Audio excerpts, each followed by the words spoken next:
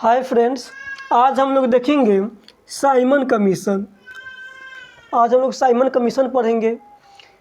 तो Simon commission का गठन नवंबर 1927 में हुआ था। नवंबर 1927 में साइमन कमीशन का गठन हुआ था। तो साइमन कमीशन का गठन कब हुआ था? नवंबर 1927 में। और साइमन कमीशन का गठन क्यों किया गया था? तो साइमन कमीशन का गठन नए संविधान में, जो भारत का संविधान बनने वाला था, उस नए संविधान में भारत की स्थिति का पता लगाने के लिए साइमन कमीशन का गठन किया गया था। और साइमन कमीशन में कितने सदस्य थे? तो साइमन कमीशन में 7 सदस्य थे। साइमन कमीशन में टोटल 7 सदस्य थे और उसके अध्यक्ष था, साइमन कमीशन का अध्यक्ष सर जॉर्ज साइमन। उनका नाम था sir George Simon. Sir George Simon, इन्हीं के नाम पर इस कमीशन का नाम साइमन कमीशन पड़ा। तो साइमन कमीशन का गठन हम लोग आज देखें कि साइमन कमीशन का गठन हुआ था नवंबर 1927 में। साइमन कमीशन का गठन क्यों किया गया था? तो नए संविधान में भारत की स्थिति का पता लगाने के लिए। साइमन कमीशन में कितने सदस्य थे? तो साइमन कमीशन में 7 सदस्य थे। और साइमन कमीशन का अध्यक्ष कौन था? तो साइमन कमीशन का अध्यक्ष सर जॉर्ज साइमन थे। अब एक इम्पोर्टेंट है साइमन कमीशन से रिलेटेड कि साइमन कमीशन में जो 7 सदस्य थे वह सभी 7 सदस्य ब्रिटिश थे। इसमें कोई भी भारतीय सदस्य नहीं था।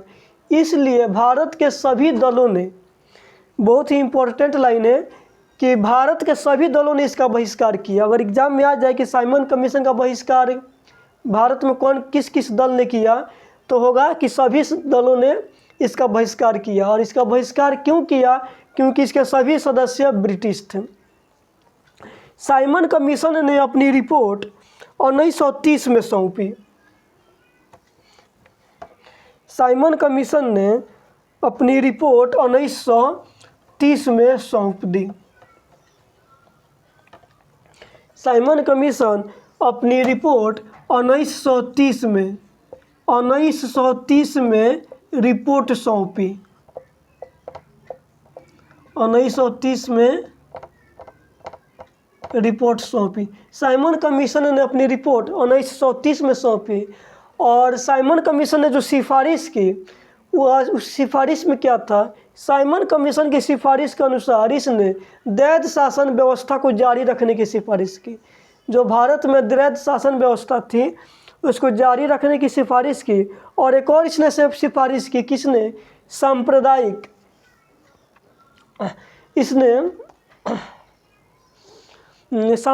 निर्वाचन व्यवस्था को भी जारी रखने की सिफारिश की। सांप्रदायिक निर्वाचन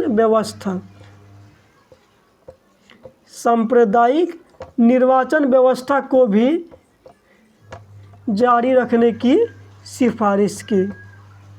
निर्वाचन व्यवस्था को जारी रखने की सिफारिश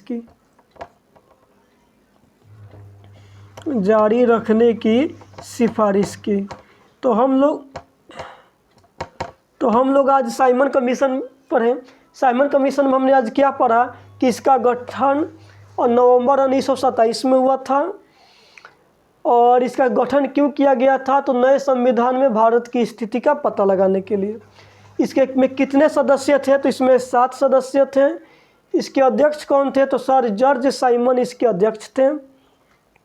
और सर जॉर्ज साइमन के नाम पर ही इस कमीशन का नाम साइमन कमीशन पड़ा। और साइमन कमीशन ने अपनी रिपोर्ट कब सौंपी? तो साइमन कमीशन ने अपनी रिपोर्ट 1930 में सौंपी। और इस भारत के सभी दलों ने साइमन कमीशन का बहिष्कार किया। इसने अपनी रिपोर्ट में यह सिफारिश की कि इसने भारत में द्वैध शासन व्यवस्था को जारी रखने की सिफारिश की और सांप्रदायिक निर्वाचन व्यवस्था को जारी रखने की सिफारिश की। तो आज आप लोगों ने साइमन कमीशन पढ़ा। आप मेरे चैनल को सब्सक्राइब कर लीजिए।